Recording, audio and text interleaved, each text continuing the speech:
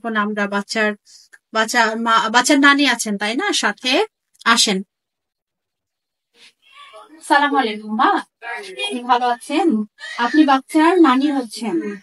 আচ্ছা মা, আপনি তো আপনার সাথে তো আমরা আগেও কথা বলেছি, আপনি তো আমাদেরকে জানিয়েছেন, আপনি ভালো তো আমাদেরকে বলেছেন, সবকিছু আপনাকে ধন্যবাদ। যে বাচ্চাটা আসলে হবার পরে তার কিছুটা কান্না কমে গেছিল এবং তার অনেক শ্বাসকষ্ট ছিল। তো শ্বাসকষ্ট হওয়ার পরে তাকে কিন্তু অনেক কষ্ট করে আবার ভেন্টিলেশন দিয়ে বা তাকে কিন্তু ব্রিদিং দিয়ে তাকে স্বাভাবিকভাবে আনার পরে আপনি আমাদের হাসপাতালে আসছেন।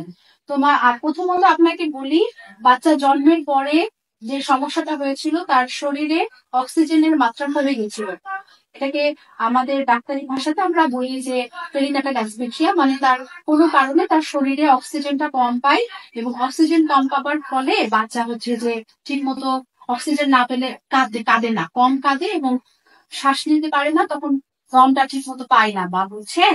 তার জন্য আমরা দেখেন এখন বাচ্চাকে অক্সিজেন দিয়ে রেখেছি, অক্সিজেন দিয়ে তাকে আমরা শ্বাস প্রশ্বাসটা নিতে আমরা সহযোগিতা করছি এবং এই যে আমরা গরম রাখছি, ঠান্ডা রাখা যাবে না, ওকে গরম রাখছি, ওকে আমরা অক্সিজেন দিয়ে রেখেছি এবং আমরা এখন কিন্তু মুখে খাবার দিতে পারবো না, তার জন্য আমরা এই স্যালাইনটা যে যাচ্ছে এটাই ওর সাধারণ। কেমন মা, এই যে আমরা ওর যে জন্মের পরে শ্বাসকষ্ট, অক্সিজেন কম ছিল, সেই সমস্যাটা আমরা এখন সমাধান করার জন্য চেষ্টা করছি।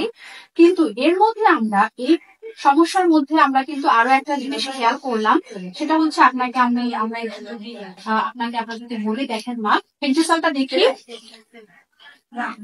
দেখেন আপনাকে আমরা এখন একটু ওই ব্যাপারটা দেখাচ্ছি। ওর তো একটা শ্বাসকষ্ট, মাথার পেছন দিকের অংশে একটা এটা একটা দেখেন কি বলবো, এটা একটা স্যাক, হ্যাঁ, এটা একটা বড় একটা সোয়েলিং, এই জিনিসটা নরম, হাত দিলে নরম। হ্যাঁ মা, তো এইটাকে আসলে এটা একটা জন্মগত ত্রুটি।